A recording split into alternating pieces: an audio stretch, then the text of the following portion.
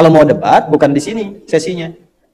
Hadir antar guru datang, duduk. Bagusnya di MUI supaya ada yang lain menyimak, duduk semuanya. Atau di Kemenak, bikin forum. Kalau berani, jangan di media sosial. Ayo ketemu langsung, debat. Gitu. Saya pribadi, pertama, saya bukan tidak berani dari sisi bertemu lalu kemudian diskusi, bukan. Tetapi, pertama, tidak berdebat dengan ahli bidah itu termasuk. Bismillahirrahmanirrahim. Assalamualaikum kaum muslimin semuanya yang semoga selalu dalam rahmat dan lindungan Allah. Sebelumnya bagi yang belum subscribe, silahkan klik subscribe untuk support channel ini menuju 10.000 subscriber. Syukron. Jazakallahu khairon. Pada kesempatan kali ini, kita akan membahas video Ustadz Mufli Safitra tentang alasan ia tidak ingin diajak debat. Kita simak videonya kaum muslimin. Di sebagian video saya di YouTube, di Facebook, begitu juga di kejadian saya komen di sebagian akunnya orang-orang yang saya yakini ada pemahaman menyimpangnya. Kadang-kadang ada sebagian orang yang bilang gini, kalau berani jangan di media sosial, ayo ketemu langsung debat. Gitu. Saya pribadi, pertama, saya bukan tidak berani dari sisi bertemu lalu kemudian diskusi, bukan. Tetapi, pertama, tidak berdebat dengan ahli bidah itu termasuk akidah. Itu satu. Termasuk di antara jalan para salafus saleh. Yang kedua, saya cuma berkaca dari orang-orang yang lebih dahulu, lebih besar, lebih kibar dari sisi ilmu dan dari sisi usia. Pernah debat dengan siapa di yang ada setelah di kamera, omongan-omongan justru dipelintir-pelintir. Lalu dianggap ini dokter Wahabi kayak gini doang ilmunya. Ini dokter Wahabi nggak ngerti apa-apa dan seterusnya. Padahal kalau kita mungkin nonton versi utuhnya dengan keyakinan kita, ya itu banyak kalau bahasa orang Bali Papa itu kempalnya. Tapi ketika sudah dipotong lalu kemudian disebarkan jadinya terbalik. Betul kata beliau kaum muslimin, jika debat itu direkam dan dipublikasikan, maka channel yang anti-salafi akan memotong video debat tersebut dan mengframing dengan judul Singa Aswaja menang melawan Wahabi ekstremis.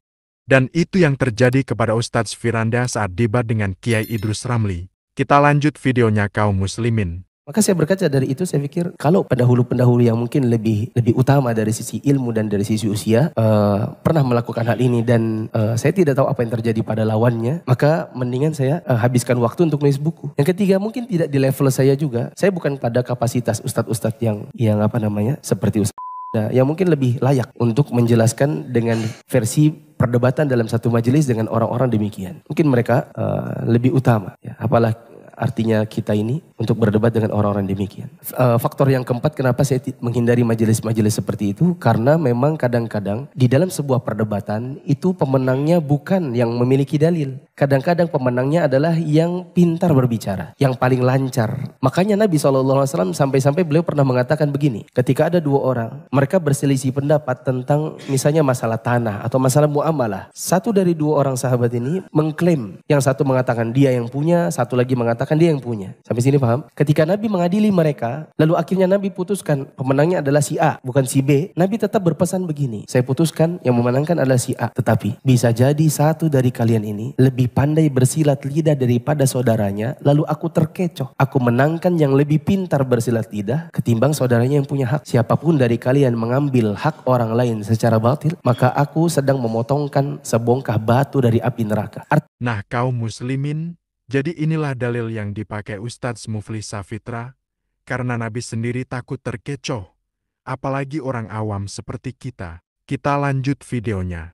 Artinya Nabi SAW saja, beliau pada sebagian masalah beliau mengakui bisa jadi satu dari kalian-kalian yang berselisih ini lebih pintar bersilat lidah, lalu kita menganggap dia pemenangnya. Dan itu yang mungkin akan terjadi pada sebuah perdebatan masalah agama dihadiri oleh ustadz-ustadz. Kadang yang menjadi pemenang di situ bukan yang punya dalil, bukan yang bermanhaj salaf, tapi ahli bid'ah yang pintar silat lidah. Maka majelis seperti ini, kalau saya pribadi bukan prioritas untuk kemudian saya hadiri atau misalnya saya diundang lalu kemudian saya datang. Kadang-kadang nanti jadi bunuh diri. Kadang-kadang bunuh diri. Pernah di masjid beberapa tahun yang lalu, saya tidak terlalu ingat, intinya di bawah 2010 lah. Itu ada perdebatan antara Idrus dengan ustadz yang masjidnya di pertigaannya terminal. Paham ya? Kantor pajak lama. Dan jalan menuju terminal. Ada masjid namanya Masjid. Kemudian itu yang disebarkan oleh ada seorang Wahabi, saya datangi di Balikpapan, saya ajak berdebat, lalu kemudian ternyata dia pergi. Saya mencoba cari di YouTube dan dapat, saya pernah nonton. Oh, perdebatannya memang tidak kondusif. Karena seperti satu lawan banyak. Yang ini banyak pengikutnya, lalu kemudian memberikan suara-suara sorakan yang akhirnya membuat diskusi itu tidak ilmiah lagi. Lebih ke arah seperti debat kusir. Akhirnya ustadznya pergi. Lalu kemudian akhirnya yang tersebar apa? Wahabi lari. Ya kan? Nah, saya menghindari kondisi-kondisi seperti itu. Mendingan kita jaga diri daripada kemudian dibully, dihinakan di situ. Padahal kita maunya untuk meluruskan sebuah penyimpangan yang ada. Kita terjebak dalam sebuah perdebatan yang tidak ada ujung. Baiklah kaum muslimin, itulah tadi penjelasan Ustadz Mufli Safitra. Jadi di sini kita tahu alasan Ustadz Mufli Safitra saat ditantang debat ia tidak menjawab. Karena dalam debat itu terkadang yang menang bukan yang di atas kebenaran tapi yang pintar bersilat lidah dan punya retorika yang bagus. Misalnya walaupun kita tahu KH Idrus Ramli itu kalah dari segi dalil dari Ustadz Firanda saat membahas tahlilan. Tapi dia tetap bisa ngeles kesana kemari, menggunakan logikanya. Akhirnya Kiai Idrus Ramli bilang apa? Tahlilan itu sudah menjadi budaya di masyarakat, jadi jangan dilarang nanti masyarakat marah. Jadi sebenarnya dia kalah tapi tidak mau mengakui kekalahan dan mencari-cari pembenaran. Makanya pendukungnya pun tetap bangga dengan Kiai Idrus Ramli sampai dijuluki singa aswaja. Dan memang benar apa yang dikatakan Ustadz Mufli Safitra. Jika debatnya itu direkam dan dipublikasikan, maka yang terjadi nanti ada orang yang mengframing video debat tersebut. Seperti video debat Ustadz Firanda vs Kiai Idrus Ramli. Jika kita nonton full videonya, kita tahu bahwa pihak Ustadz Firanda menjelaskan dalil dengan rinci dan jelas. Sedangkan Kiai Idrus Ramli di situ banyak ngelesnya. Tapi kemudian video Kiai Idrus Ramli itu dipotong lalu diupload di YouTube dan diframing seolah-olah Idrus Ramli ini menang debat dan dikasih judul singa aswaja menang debat lawan Wahabi. Wahabi langsung panik dan lain-lain. Nah, ini kan konten-konten yang menyesatkan kaum muslimin. Dan selanjutnya kita akan membahas video kedua kaum muslimin tentang Wah yang mengusulkan debat di MUI. Kita itu menerangkan pada orang begini caranya. Bukan tujuan mengklarifikasi. Nggak ada kerjaan klarifikasi itu. Kita ngajar itu untuk menyampaikan ilmu, bukan untuk berdebat dengan orang lain. Kalau mau debat, bukan di sini sesinya. Hadir antar guru datang. Duduk. Bagusnya di MUI supaya ada yang lain menyimak, duduk semuanya. Dia bilang kalau mau debat bukan di sini tempatnya tapi di MUI. Padahal Wah dalam video tersebut menyanggah video Ustadz Mufli Safitra dan diupload di medsos. Sampai-sampai mengkaitkan skripsi Ustadz Mufli Safitra dengan orang Yahudi. Dan ini yang disebut retorika kaum muslimin, pendukungnya Wah itu bangga dengan pernyataan Wah yang semacam itu.